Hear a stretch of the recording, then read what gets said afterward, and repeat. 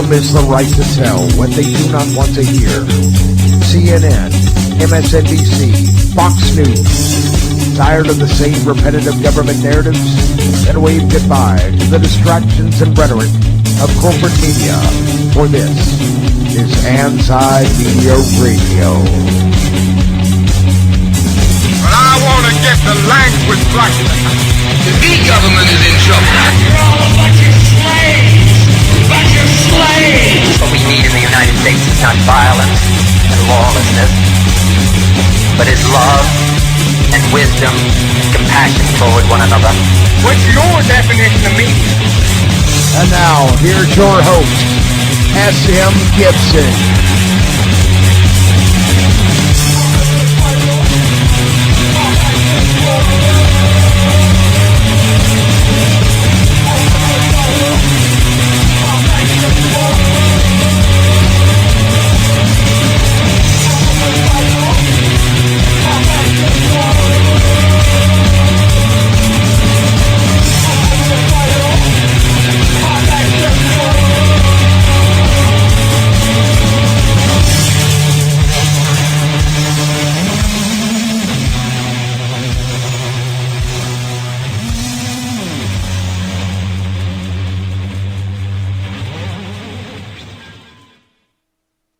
Freedom is the right to tell the things that they don't want to hear, and they don't want you to hear.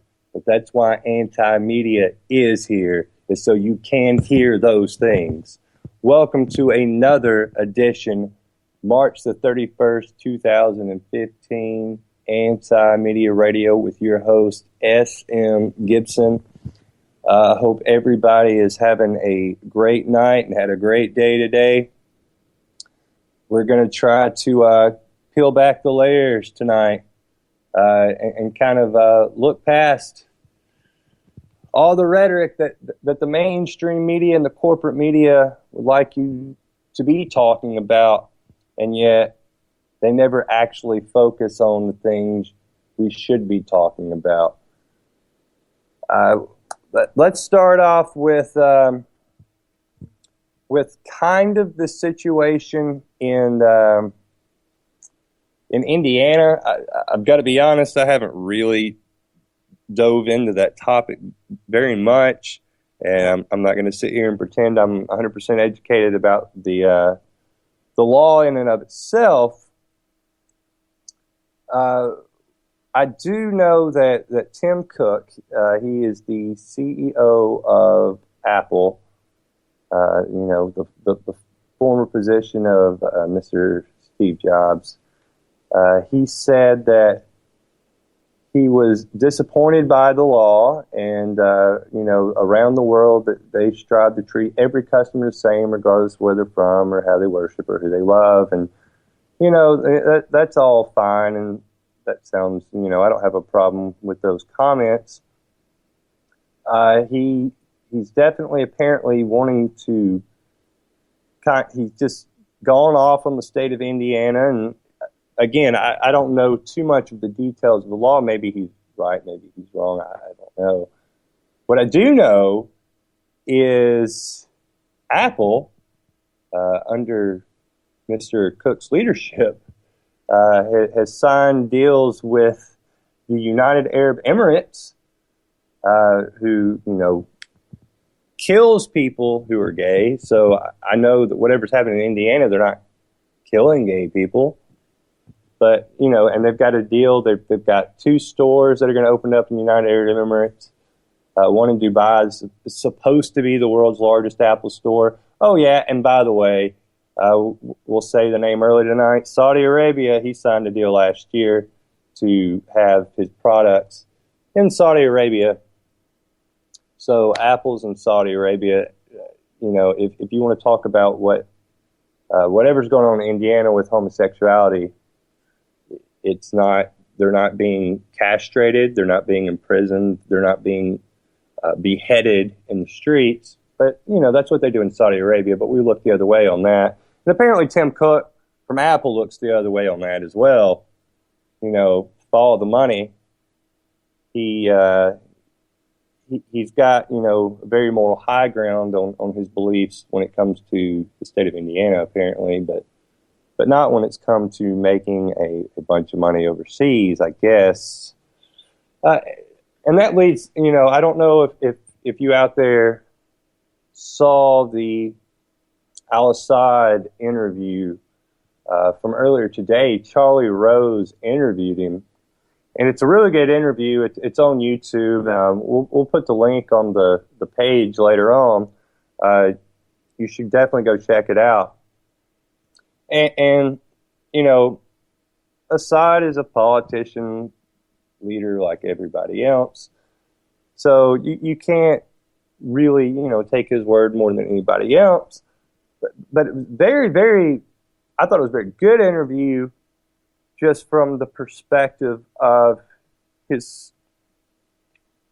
Okay, Charlie Rose asked him, for those of you who hadn't seen it, and I do suggest you do, and then make up your own mind. You may disagree with it, and that's fine too. But Rose had asked him about Saudi Arabia and ISIS, and they kind of went down that road together, at which point Rose tried to kind of bait him into saying that, so you believe Saudi Arabia and ISIS are the same thing? And al-Assad responded with, they're not the same thing, but what you need to understand is they're the exact same ideology. And that's something that people really, really, really, really want to overlook with this country. We've got over 50 beheadings this year from Saudi Arabia. It's, March the 31st. I mean, we're completed just now our third month of the year, and we're over 50 beheadings, and there was 80-something, 87, 88 beheadings last year, which is still way, way, way, way too many. But we're at 50, and it's 3 months in. And yet you never hear a bad word about Saudi Arabia. Nothing. They've never done anything wrong, according to the U.S. media. You don't hear about it. They don't reiterate on the fact 15 of the 19 hijackers were from Saudi Arabia. They talk about we had to go into Iraq, a country that had nothing to do with 9/11 on any level. 15 of the 19 hijackers were from Saudi Arabia. That's okay. We've got the king going down to Crawford, Texas, and holding hands with Bush. Going to have sleepovers at the White House. No big deal. No big deal. And I tell you what, the thing that really frustrates me is how dare the United States, they get out there and they talk about Iran, they talk about Syria, they talk about all these countries and all the bad stuff that's going on, and there are bad things going on, but they fail to talk about, a country that's worse than these countries they keep beating up in the media and say, we have to go fight them, we have to go fight them, and yet they just overlook that they're comrades, they're allies with the worst country in the region as far as all the things they talk about. But I tell you what, let's go ahead and take a call early tonight. Area code 734. Welcome to Anti-Media Radio. How you doing tonight? I'm good. How are you? Doing good. What would you like to talk about? I'm just listening. All right. But I tell you what, while I was on the topic of how really sickening Bush and Saudi Arabia and that whole thing is, somebody sent me this the other day. I had missed it when it happened. But when King Abdullah died in January before King Salman took over, apparently when he died, George W., everybody's favorite, posted this on Facebook. And below it is a picture of the two guys holding hands, walking through some sort of group of flowers or something in Bush's ranch in Crawford, in Texas. But Saudi Arabia, this is what he had to say. Laura and I are saddened by the death of a man I admire and with whom I was honored to work. I had very fond memories of my visits to the Kingdom of Saudi Arabia and of the King's visits to our ranch in Crawford. He was an important and able ally and a force for modernization in his country. King Abdullah served his nation honorably with strength and with vision. We send our heartfelt condolences to the king's family and all who will miss him. Give me a break. This is the same guy that Bush was bombing overseas. Like, it just infuriates me. Like, this is theater. This is theater.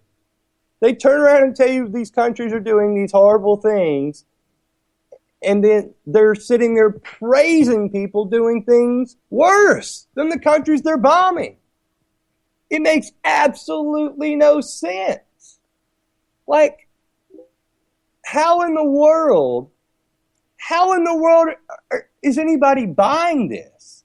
That's what's so infuriating. And look, it's not just Bush. It's corporate America. I mean, it goes back to what I said about Tim Cook earlier with Apple. You know, he's upset about the law in Indiana, and yet working in Saudi Arabia, that's fine. As long as we're allies with that country, everything you're being told is a lie. Everything is propaganda. I don't understand. They want to talk about this and this and this and this. You get Fox News that talks about, oh, the Muslims, they're going to come here, they're going to kill you. We got to blow them up. We got to go blow them up. We got to go blow them up.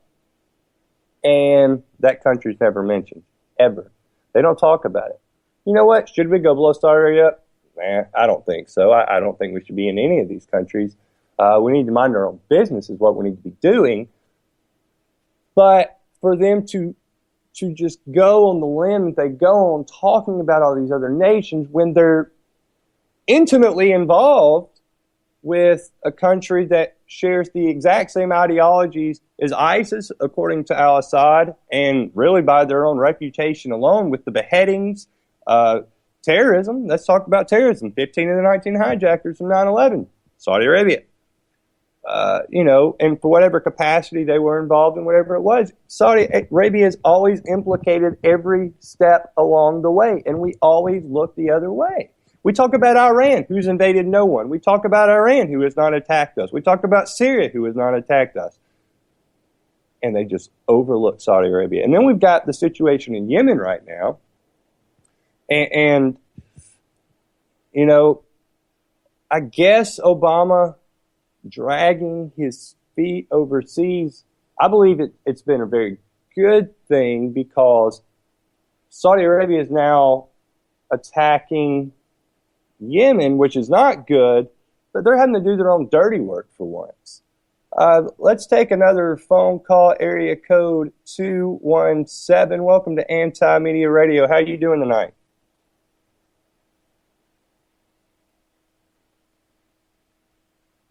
All right, looks like we lost that caller, but maybe they'll call back in.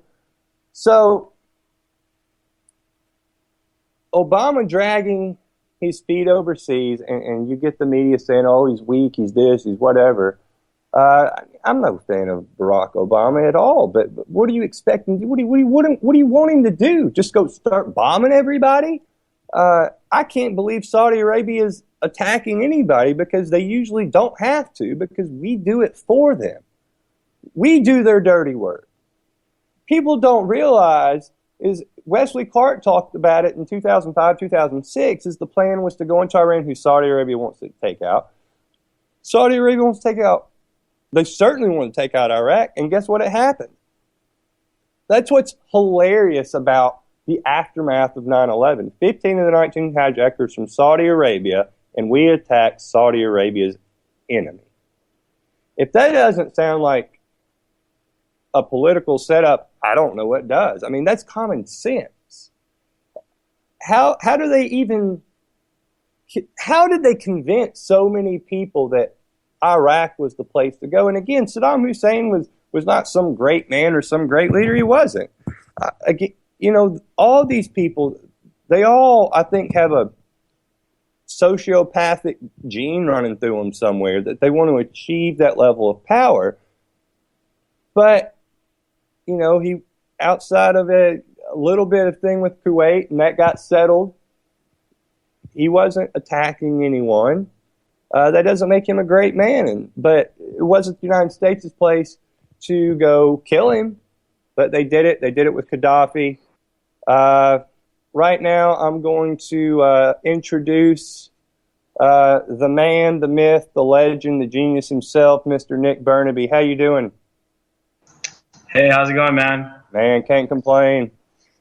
I'm doing all right. I mean, just working here, busy at the office. We're building up some stuff for the websites and doing that kind of thing on the back end. You know, it's not all just article writing as much as we love doing that. But you know, there's a lot of other stuff that goes into this. But yeah, I was just hearing you talk about Saudi Arabia and the hypocrisy, man. You know, there's some dangerous developments that went pretty much under the radar in many ways.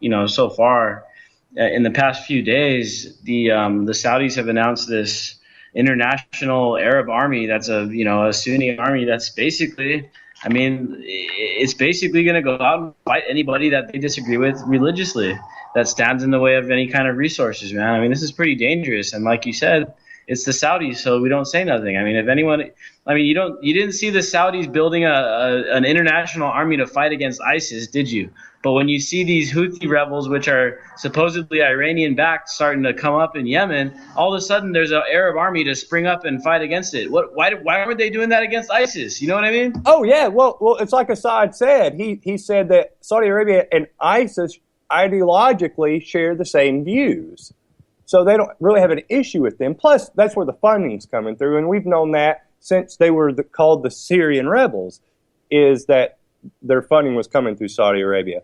But, and see if you agree or disagree with me on this, Nick, is in a weird, maybe sadistic, I don't know, weird way, like I kind of feel like it's kind of good news Saudi Arabia is doing this only because it's like, wow, the United States isn't fighting Saudi Arabia's battles for once. I don't want Saudi Arabia going to Yemen, and they say they're about to put ground troops in there. They've been bombing them and all that, and that doesn't need to happen. But the United States isn't fighting their battles for the first time since I don't know when. So how do you think of that?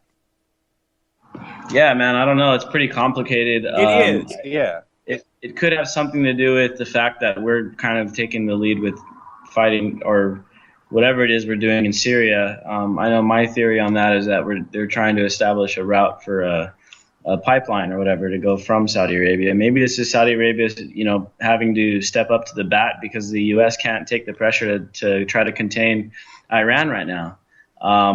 So they have to use the Saudis to try to contain Iran, and that's probably what they're trying to do in Yemen because, you know, I don't know if it's true or not, but they keep saying that the rebels that are basically taking over Yemen right now are, you know, supposedly Iranian-backed, or at least ideologically they're aligned and stuff like that. So, I mean, I don't know. It's so complicated. And, you know, the fact of the matter is I just saw an article today about some of the casualties, the civilian casualties going on there in Yemen thanks to the Saudi Arabian bombing campaign.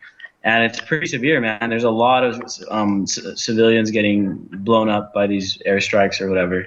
And again, we can't forget that those are all probably American-made weapons. So once again, our weapons going and shedding blood in these countries overseas. I mean, Yemen, we still have drones flying over there. They said they weren't going to stop the drone campaign. But keep in mind, we were kind of propping up the government that was there before he was just recently kicked out of the capital. Yeah. I don't know where he's at now. Where did he go? I know he left. He was on a boat at some point. I don't know where he ended up. He's somewhere over the border. He's in one of the bordering countries right now. I knew he left the country. But see, another real quick point, I don't think most people realize this, is that for the past couple of years, Saudi Arabia has been the fourth most funded military in the world after Russia, China, and the United States. Yeah, and maybe that also helps explain the cozy relationship we have with them, because the military-industrial complex probably makes a lot of money dealing with Saudi Arabia. And, you know, I mean, so these are just more and more slaps in the face for us, more and more people dying overseas. I mean, we're fortunate enough that the bombing and stuff isn't going on here, but at the same time, in a big way, people that pay taxes, people that live here in the U.S., anyone with a Social Security number, is like partially responsible for putting an end to this. Because if not, then I mean, if you let it happen, then in a way you're kind of guilty of it. So I think that's why so many people, it's like they realize what's going on with all this stuff, and then they don't want to stop fighting, but at the same time, people get impatient because it's a slow process. Change is a slow process. Evolution doesn't happen overnight, but it's easy to get frustrated. The whole anti-war movement. I remember, before when Obama was almost gonna, launch airstrikes at Syria and take out Assad, a bunch of people in the U.S., stood up and said, no, we're not gonna let that happen. But ever since then, I mean, look, they've actually got into Syria. Now they're back in Iraq. I mean, it's frustrating, but we got to just keep pushing, keep spreading this information so more and more people realize what's going on. Well, you don't understand, though. John McCain had a very intimate relationship with ISIS and those Syrian rebels. So, who knows what they discussed in bed with each other. Yeah, man.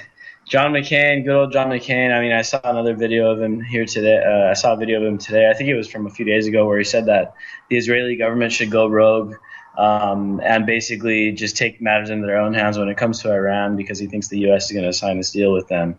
Yeah. I mean, he literally was saying that, man, on the floor of the I don't know. He was on the floor of, I don't know if it was the Senate or one of these committees or whatever. But he was literally saying that the Israeli government should go rogue and follow through on their threats to bomb Iran's nuclear facilities and stuff. I mean, this guy is just totally out of it. And to this day, I really don't understand how this guy gets reelected. Well, money. I tell you what, I'm going to go ahead and jump to a caller, area code 818. Welcome to Anti-Media Radio. Tell us your name and where you're from. Hey, this is Manny, your Mocha brother from Los Angeles. How you doing? Doing good, man. How you doing, brother? I'm pretty good. I just happen to be listening to your show today because I haven't listened to your show in a long time. And here I hear the voice of the gangster of anti-media, the ladies' man from San Diego, NB. It's like, whoa. Man himself. What's up, Manny? I wanted to also mention on what the topic you're talking about with Saudi Arabia. Another problem that I think we have that is a major problem is all the funding and all the support that we basically have made Israel a powerhouse in the world. And that's very disturbing to me, yeah. Well, see, I think it's a very complicated matter, just the same as everything we've been talking about, because you have somebody like Netanyahu that's obviously just about bombing. Look what he did in Gaza last fall. And then you have a rally 4 weeks ago now in Tel Aviv, and tens of thousands of people show up, and the ex-head of the Mossad shows up and said we shouldn't be doing any of this stuff. Everything Netanyahu's doing is crazy. So it's not really, for me it's not, you're not supporting the people of Israel. It's Netanyahu and just kind of his American bloodlust for other places, which is, to me, I think Netanyahu is an extension of the United States. 90% of his campaign funding came from inside the United States. Well, yeah, man. I mean, he's not the first one either. Wasn't there one of the other former Israeli leaders got indicted on like corruption charges for taking bad campaign finances from the U.S. So I mean, this seems to be a tradition. The U.S. They back the neoconservative Israeli candidates. It seems like they prop them up with who knows how many millions. I mean, probably not $1 billion, because the U.S. obviously they spend a couple billion on ours. It's probably hundreds of millions of dollars they give to these guys like Netanyahu and stuff. And it's a total. I mean, corruption of any kind of democratic sense that was left. And unfortunately, the people in Israel, the public, there was, Netanyahu had a very bad approval rating, man. He was losing with less than 24 hours. All the polls said he was going to lose, and then what do you know? Didn't happen. Yeah, because he motivated the most conservative of the voters, and they all turned out and voted. I mean, you know, and that's if the vote counts are accurate or whatever. Well, yeah. But you know, it's kind of sad because the people over there don't really get to, their voice isn't really heard. It's more or less the voice of these military industrial complex type of figures out here in the U.S. that are corrupting their electoral system, just in the same way that they've corrupted our electoral system. And so it's really not. I mean, I don't know, man. I don't know. I feel bad for the Israelis and all this stuff that they're pretty much forced to do, and then obviously you see what happens. They use all those neoconservatives that they elect, like Netanyahu. They wage war in Palestine. They drop several thousand bombs. Someone's got to restock those bombs. You know what I mean? And that's what they do. Yeah. And that's how these guys make money. And they don't care that people are dying. They don't care that they're ruining people's culture and stuff. I mean, it's about the bottom line, and that's the most sick part of the whole thing. Well, I think that's a completely universal thought. I tell you what, I'm going to go ahead and jump to area code 405. Welcome to Anti-Media Radio. Tell us your name and where you're calling from. I'm Justin from Texas. Fantastic, Justin. What would you like to talk about tonight? Well, I was just really listening. I'm just seeing it on Facebook, but yeah, it's just yeah. I don't know. Stuff's crazy these days. Yeah, man. Well, I tell you what. Yeah. Just listen on. If you've got any comments or questions, just chime in for us. Okay. So Manny, what do you think about what's going on over there with the whole situation with the people of Israel versus Netanyahu? Well, it's just, it's just sad to see all these poor Palestinians being homeless. I see the children, the women that have died, over all this bombing. It's just amazing. It just blows me away, to be honest with you. Oh, yeah, I completely agree. I mean, I've talked about this on the show so many times, but the siege that went on in Gaza last fall, it really affected me. It really bothered me because you didn't get anything. You turn on whatever. You could turn on Rachel Maddow or you could turn on Sean Hannity. You get the exact same story. There's some terrorists, Hamas, blah, blah, blah. And then you would go on the Twitter or you would go online and look at just people that had nothing to do with any of this stuff and just see the pictures and see the gruesome deaths of children and just horrendous images. And then you see the death count go up and up and up and up and up. And then the IDF reports well, we've had 3 people killed in 4 weeks. And then the other death counts at, 2,000, 3,000, 500 children get killed. I mean, it really affected me. And I don't understand why all these countries, including the United States, they're greedy, I get it, but they always want to resort to death. That's the go-to. It's the military-industrial complex. That's where the real money's made, is when in death. And it's sick. And that's why, personally, there's not really been any politicians here in this country or overseas I'm going to champion. It's a bloodlust for power and money. Yeah, exactly. But I tell you what, hold on 1 second, Nick. Area code 619, welcome to Anti-Media Radio. Tell us your name and where you're calling from tonight.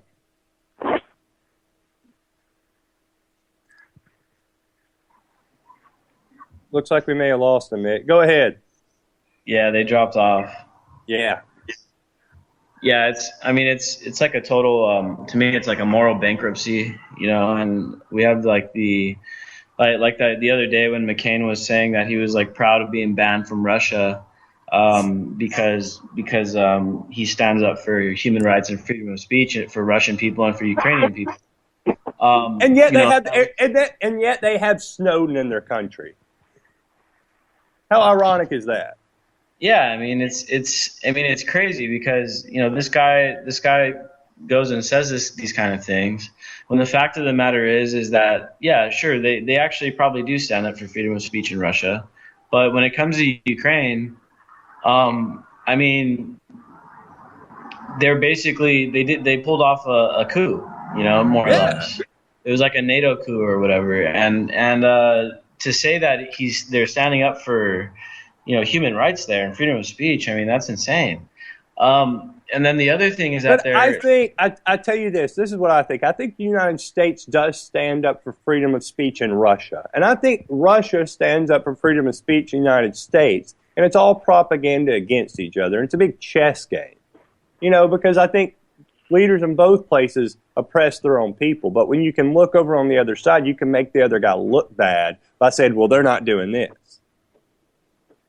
Yeah, exactly. And that's why RT seems to show a lot more like anti-establishment news for like domestic issues, and but you'll never see them criticize Putin like once. Right. And very much in the same way that Fox News is always talking about how bad Russia is and what they're doing in Ukraine, meanwhile completely ignoring the stuff that we're doing in Ukraine. Exactly. Which is very like covert stuff, CIA and hidden agenda stuff, and it's not anything like John McCain tries to say. It's basically the opposite, So that statement is hypocritical. And the other thing is that, I mean, these are the same group of people that are allowing Home and Square to take place. I haven't seen anybody in the Senate try to call a hearing on Home and Square. They're allowing that to take place, so he doesn't stand up for human rights here in the U.S. because he's putting up with people being tortured without due process. And then just like we know personally, some of the people on our team are facing criminal charges for acts of journalism. He doesn't stand up for freedom of speech here because we know firsthand that if you get too real with your journalism, you'll be arrested and tried for crimes. So well, it goes to the tagline at the beginning of this show. The first thing that is said is freedom is the right to tell people the thing they don't want to hear, and that's what it is. That's what freedom is. Yeah, well, we're seeing too much corruption everywhere. Like, for instance, today, I was kind of wanting to see what the show was going to, and I'm glad I called because, I'm seeing the problems that we're having, like, say, in Fulton. PM Beers going week long because she's filming the cops. She's doing the news so the public can know what's happening with the cops and stuff like that. Then you got this thing happening in Indiana. All of a sudden you're going to have signs that says if you're gay, you cannot go to the hospital or eat at this restaurant, blah, blah, blah. And the same thing is happening now in Mexico and San Quintin. People are being, these poor workers are being crucified by the cops because all they are asking is for $20 a day for a hard day. That is, I mean, I don't know if you've ever been a migrant worker yourself, but I know how it feels. I mean, all day long out there, back breaking your, what, and it's just amazing the things that are happening and stuff like that. And now, at the end, before I hear your story, your show here, I hear a story about a poor guy that, basically asking for donations, basically, and they're going to put him in jail. He works for the newspaper. They're going to put him in jail for 30 days because he was soliciting funding to help the homeless. I mean, what is this country coming to? Is what I want to know. The whole world, basically. Now, Nick, aren't you going to have that guy on the radio tomorrow night? Yeah, his name's Virgil. He lives out there in Ohio. He's going to be on our radio show tomorrow night. So we'll be able to talk to him. And, yeah, he's basically he was arrested. He was basically protesting this, like, onerous panhandling law that the city had passed. So the city where this happened at, they basically banned any type of panhandling, right? So he was out there and he was actually collecting money to give to a charity. So he wasn't technically panhandling, but anyways, he got charged with it. And sure enough, they're actually sentencing him to 30 days in jail. So are we going to start arresting Santa Claus at Christmas out front of your local Macy's for, the March of Dimes? Are they going to start arresting that guy? That's what it sounds like. He literally raised $40-something to give to a charity, and he did, and he that is now a crime in this city, in this town in Ohio. So I mean, yeah, it's a kind of an ugly trend. We all remember that story that was coming out of, I think it was at Fort Lauderdale, Florida. Yeah, that's what it reminds me of. Yeah. Yeah, where that guy, I think he was like a pastor, and he was like this old guy, and he was arrested several times feeding the homeless. I mean, these are like crazy, very onerous laws that they're passing. I mean, it's like our economic system is creating more and more homeless people, while at the same time these guys just keep passing more and more laws that negatively affect them. Well, what's And so so insane, what's so crazy is like this old man was arrested multiple times in a free country to feed people. And yet you get people talking about we're protecting freedoms while we're arresting old men for feeding people. It's very Nazi-like, man. I see it as a very almost like a eugenics type of scenario that they're doing, because it's like they keep stacking the deck more and more against the people that are already struggling the most. And it gets to the point where, like, when we've had like events here in San Diego where we hand out food and like warm clothing and stuff to the people that are homeless on the streets, they were showing us the amount of citations and tickets that they had, and eventually these tickets end up turning into warrants and all that stuff, and eventually you end up in jail. So it's like these guys are, instead of like acknowledging or trying to fix the scenario where our economic system is creating a bunch of people that are homeless, they're just trying to make it illegal to be homeless, as if that's somehow going to fix the problem. It's, in reality, it's just going to make everything a lot worse. That's the drug war. You just summed up the drug war. We're just going to make this stuff illegal so nobody's ever going to do it again. And that's how that's what they want to do with guns. We're just going to make them illegal so nobody's ever going to have them again.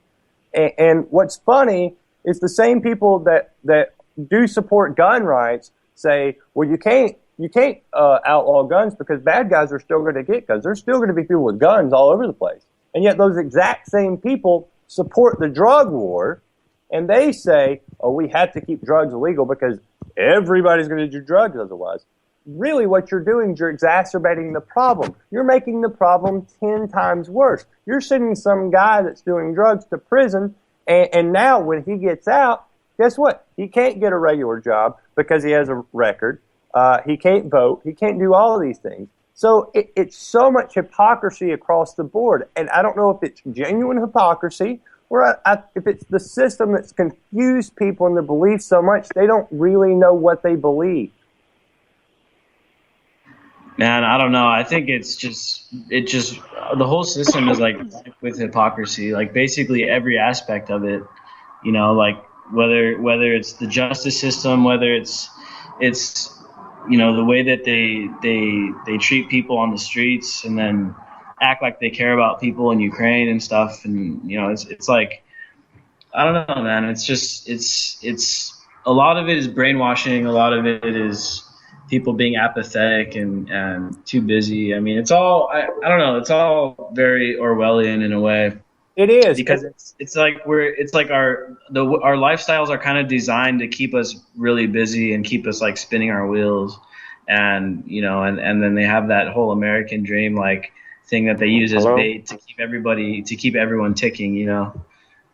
Yeah. Have you seen any of the new season of House of Cards yet?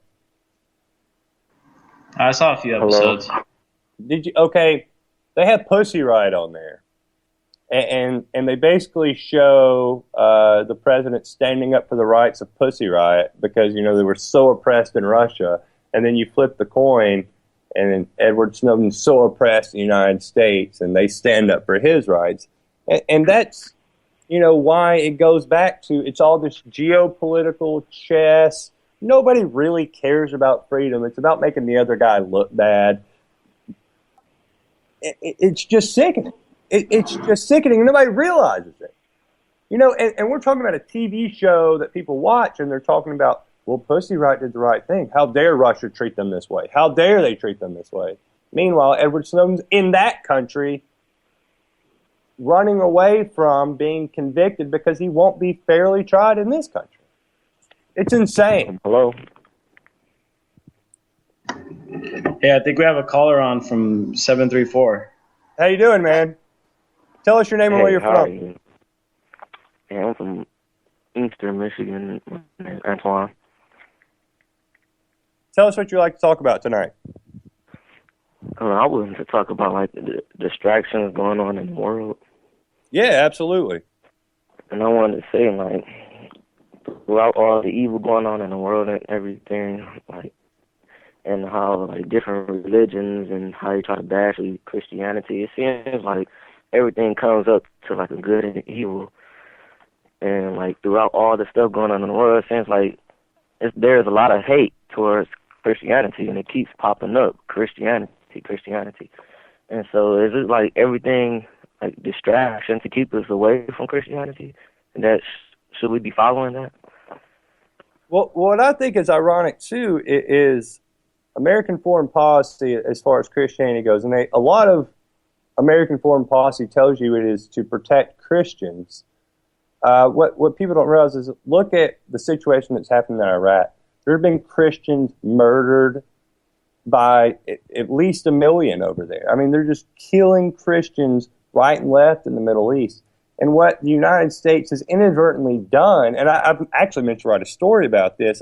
Swan had a congressman on the other day on RT talking about this, is what the United States has done to protect Christianity has inadvertently killed a bunch of Christians.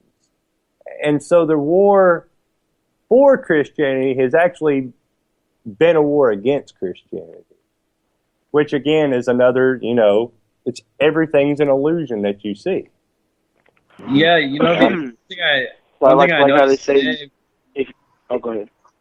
one thing I noticed today was that there's actually a pretty big Christian population in Palestine that are Palestinian, and they get bombed and killed by the Israelis just as often. Yeah, when we were talking about last fall, I remember there were the Christian pastors that were in Gaza that got killed with Israel bombing them. And yet, was that on Fox News? Like, that's the thing. Like, the quote-unquote politically, and it's important to say politically Christian, is not necessarily what a Christian is. The politically Christian were supporting Netanyahu bombing those people. Christians got killed, and they're just like, whatever. How about that guy that you did that story on, that guy that worked at that Christian college that actually spoke out against the war, and then he basically lost his job?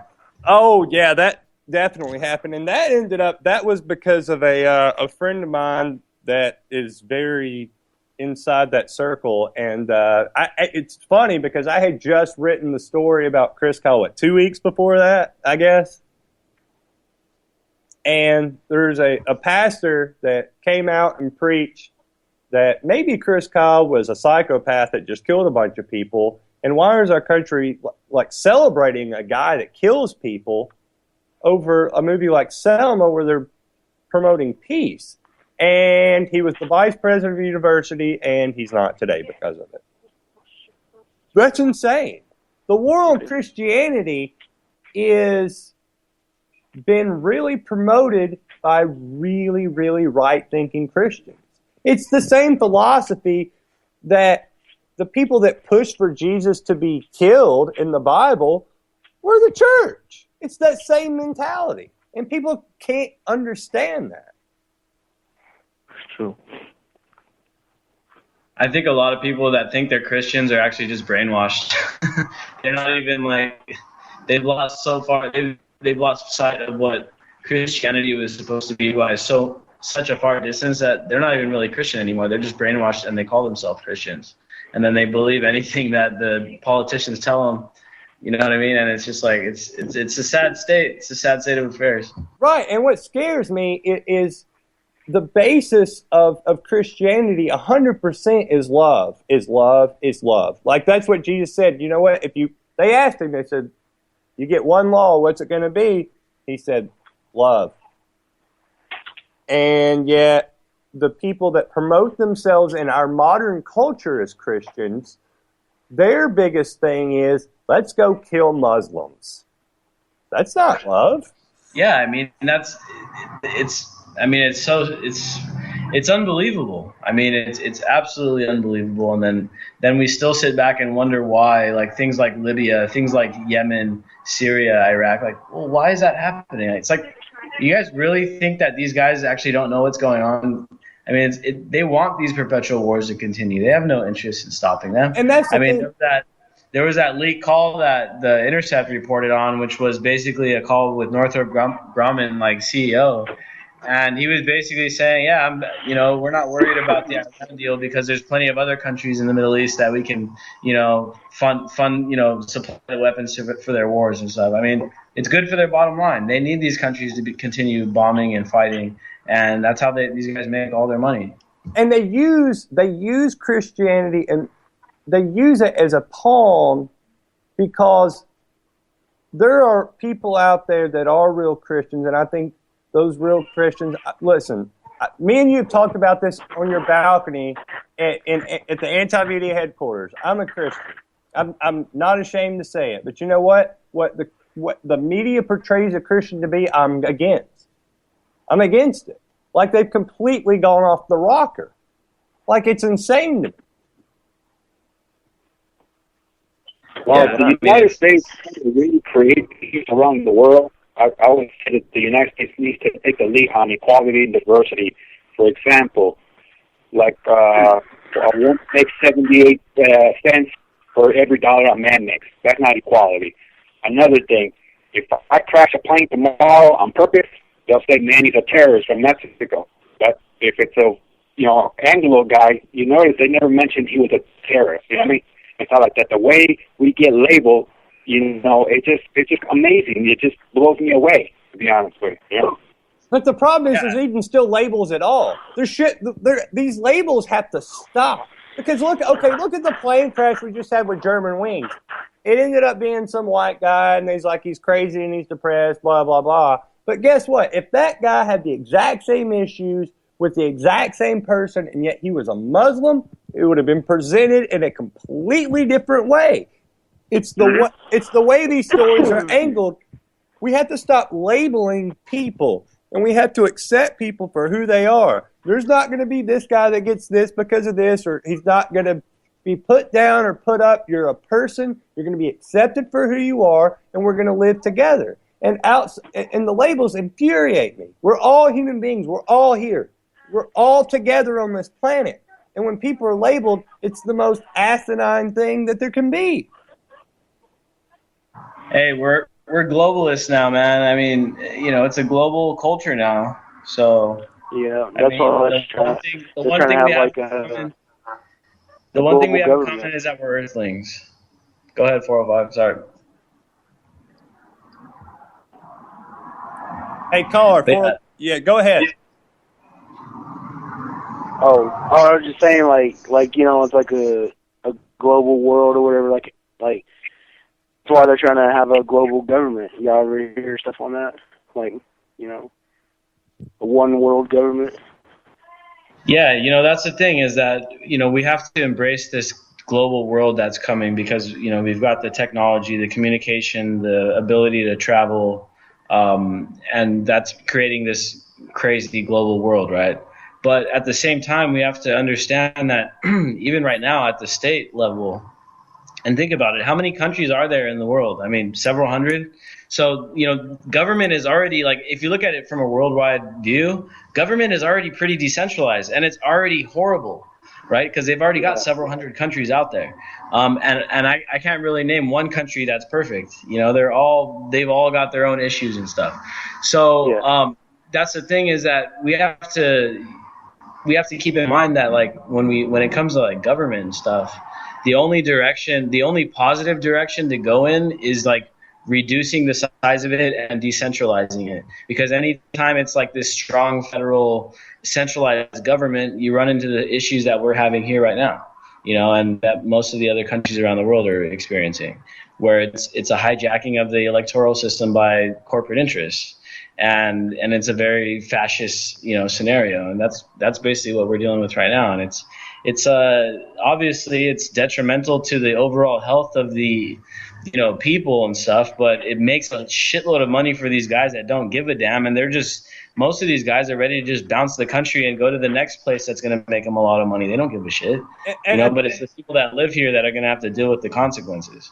I tell you what, I want to go ahead and throw this out here for more of a factual thing to back up what Nick just said. Nick, I don't know if I was at one point when I was there. We sat down late at night and we watched a documentary called Hacking Democracy. Do you remember that? Yeah. It was about when Bush stole the Florida election from Gore or whatever, right? Supposedly. Well, it went a little bit deeper than that. Remember, we talked about the Ohio election with Kerry. Either way, it wasn't really a political, as far as a party kind of a documentary. I really highly suggest you, our listener, to go look up a movie called Hacking Democracy, and it explains how the elections are. It's pretty much over, and you don't really have, because of computers and because of hackers and this and that. The computer, it's all rigged. Like, Yeah, so like our votes don't really matter then. No, they don't. And that's it can easily be rigged. No, it can be, and that's what's so sick about the situation is people believe that we still have this voice in voting, and it comes against us in so many different levels, because you watch a movie like Hacking Democracy, and these are very like politically, like these were like some big Republicans in Florida, like, we're Americans, we're waving our flag, and they demonstrated the process, and there was a woman in the movie that just started crying. She's like, oh, wow, we've been this screwed. It's all a lie. Everything we've been told's a lie. Yeah. And yet... Well, like people were saying about that we need to be globally, and that's correct, because, I mean, I talk to people down in San Diego, down there next way, and they don't know what's going on in San Quintin, but they know what's going on with the Chargers. I mean, figure that one out. I mean, something's wrong with that system. They don't even know where the avocados come from. Don't you know that you're getting avocados from Mexico? Oh, I don't ever pay attention to where my food comes from. That's the problem right there. They're not paying attention. They don't know who to boycott. Like, right now, don't eat strawberries from this company because they've done this and stuff like that. And we have to educate ourselves and forget about the borders, and really know what's going on outside of the United States, because it's just, the only good thing I heard today actually was Councilman down there in San Diego, Todd Gloria, talking about that there's no government people in San Diego are going to be going to Indiana because until the law changes and stuff like that. That's about the only positive thing I saw today, basically, other than Nick's picture with a beautiful lady, other than that, Yeah, man, and what we're talking about here is like the people that grow a lot of the food for us to eat. They're fighting right now. They're on strike. The police are, beating the shit out of them to try to make them go back to work. You know what they're fighting for? $2.50 an hour to work in the fields, like the manual labor. That's what they're trying to strike for, is $2.50 an hour, $20 a day. And that apparently is too much to ask. Meanwhile, at the same time, they charge us a lot of money for this food that we get, right? We pay the price for that, but it's like where's the money going? If they can't even pay the guys that are picking the fruit $2.50 an hour, where in the hell is the money going? Yeah, that's only happening a few miles away from where I'm at, and it's just because of that border, and it's like the information gets slowed down by the border and stuff. People over here don't even really know that that's going on right now. It's all messed up. Everything's messed up. And the conditions are horrible too. I mean, we're talking about like rat-infested quarters and like just horrible conditions, and then pesticide exposure and multiple other things. And so a lot of these people are going to experience health issues later on, and if these people aren't paying them $20 an hour, you think that they're giving them health insurance? I doubt it. So I mean, it's just it's horrible. It's a horrible situation. Yeah, and I tell you, and Nick, I know you were there with me, and I feel like, as weird as this is going to sound, for the average listener out there, I think my opinion weighs heavier. You grew up on the border. Like, you grew up down there. You've seen that your whole life. I grew up 1,000, 2,000 miles away from that. I never saw it, I never experienced. I only heard stories and this and that and the other and yada, yada, yada. And I got to go down there. Me and you infamously stood in line for 5 hours together trying to cross back over the border. But going down there and seeing it and seeing the people and seeing the wall and seeing that whole situation, it's just like, what's going on here? Like, you're just creating prisons for people. Why are these divisions? Why do they exist? Yeah, man, it's so insane too, because historically you think like, yeah, you know what? We had a reputation of being against walls. Look how much we were against the Berlin Wall and how much Reagan was against that. And then it's those same people that are still voting today that want us to erect another wall. They want us to put walls up now. I mean, It's like insane. And then I'm from the most conservative place in the country, in Alabama, and then, I've never really been, thought one way or the other about it, really. But I didn't really have an opinion. I was just like, well, I wish they'd simplify the system because I don't want these people to get screwed. They had Ellis Island. It's not fair to these people, but if they're illegal, they're illegal. That's kind of what I thought. And then you go down and you see these people, and they're just trying to, like, live their life. And there's this wall. It's insane to stand in front of that wall, by the way. Like, Ron Paul is right. They're not building walls for any other reason than to make control barriers. You're going to be locked in, too. Like, it's a prison. It was terrifying. And what's so funny is the Mexican side of the wall seemed more free than the United States side. The United States side had military going up and down, and there's snipers over there for anybody that wants to cross the wall. They've been building prisons everywhere, and they're fully facilitated with guards and stuff like that. And they even got a prison in Alaska that can hold, I think, 1 million prisoners, and they have playgrounds there inside of the prison gates for children. And how can we? You brought up Christianity, or how can we sit here and say anybody in this country, because the politicians in this country, Barack Obama, Mitt Romney, whatever, they all say they're Christians. Well, I'm a Christian, and I think all people are created equal. Why is there a wall in between any of us? That's crazy. That's crazy. Yeah, man. So You can control a nation by religion. Yeah, and it's just pure oppression, man. And it's the same thing that they have the walls between, Palestine and Israel and Gaza and all that. Walls are used to oppress, like back in the day when there used to be no such thing as Hellfire missiles and drones. Yeah, you used to build walls to keep invaders out and stuff, but unfortunately that kind of stuff is irrelevant now with the technology that we have. So the only point in creating walls is to hold people in or out. And so in a place like Mexico where there's a situation where it's economically depressed and very oppressive, situation, a lot of people trying to get into the U.S. because there's somewhat better economic options up here, and the walls are just holding them in. And if the people were allowed to freely leave, then the government of the country would actually realize, oh damn, we're really doing something wrong, and then something would have to change. Hey Nick, I've got an idea, and this is just so kind of off topic and not. I'm going to come down there soon. I'm going to wear a Ronald Reagan mask. We're going to go back over to the border where we were. I'm going to stand in front of that wall on the Mexican side of it, and I'm going to scream, "Tear down this wall!" And we're going to see if millions of Americans cheer me the way they did Ronald Reagan when he stood in front of the Berlin Wall. Let me know when you're coming down.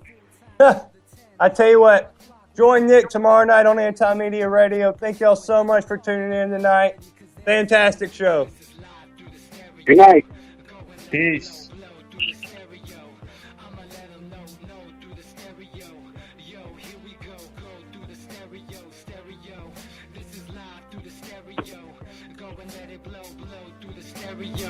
I'ma let them know through the stereo. Yo, here we go through the stereo.